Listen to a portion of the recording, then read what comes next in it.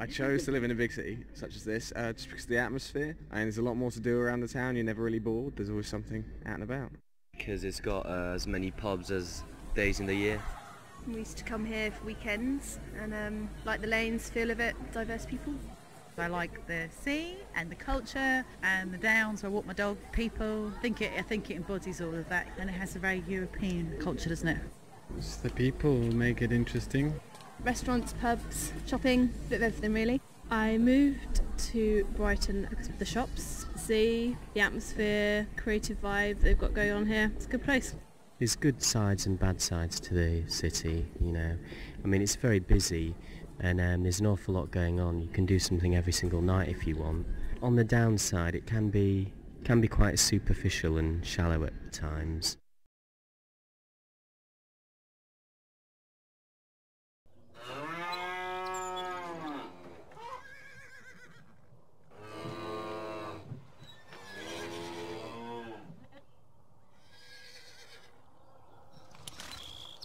I do feel the need to go into the countryside and surrounding rural areas a little bit here and there, just because it's nice to get out and get some fresh air from time to time.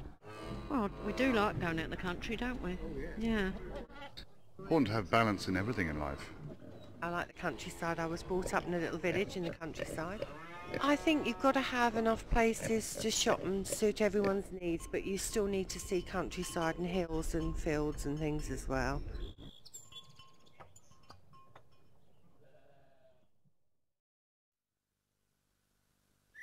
The main thing I like about living in Linfield is because it's quite small, you get a good sense of community, which sometimes you don't get in the larger cities really. Everyone knows everyone, and that can be quite nice sometimes. I like walking up the high street, all the trees on the other side, beautiful period houses which are absolutely fantastic, especially right at the top of the church, where you've got that thatched cottage there to the left of it. It's absolutely fabulous. You can always look at it all day long. The church is beautiful as well, great, and the pond, lovely, and where they play cricket on the green, that's even nicer still. I like its villagey atmosphere, and I like all the facilities there are here. Social, very good village hall. The environment, so clean, you know, picturesque, fond, everything. A lot of the things are quite readily available here. There's nice bakers, butchers, supermarket. It's managed to maintain its own community. Yeah, we do lack some shops, but yes, it's a nice place to live.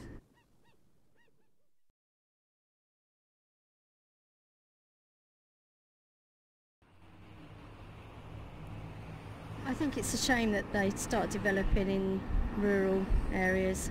I suppose if a town's developing into the countryside, you don't want it all gone. You want a little bit there so you can still go out for a nice walk here and there, but towns have got to grow because people have got to live somewhere.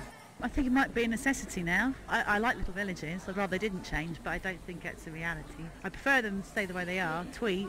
I think towns that are developing into countryside areas are risking their own individuality by sort of making them too big, and I think the countryside needs to be preserved. Well, I mean, I think obviously if there's a need for housing, then, you know, they kind of have to do that. I think it is a shame if everyone's sort of landing down in one area, especially when there's more land further north. It might spoil the atmosphere and the villagey content that we have here, you know.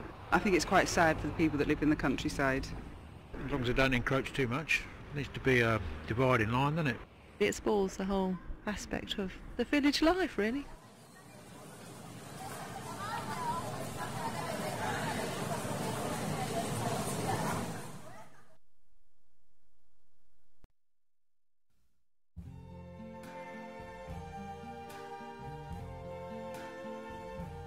I see trees of green, red roses too. I see them bloom for me and you, and I think to myself,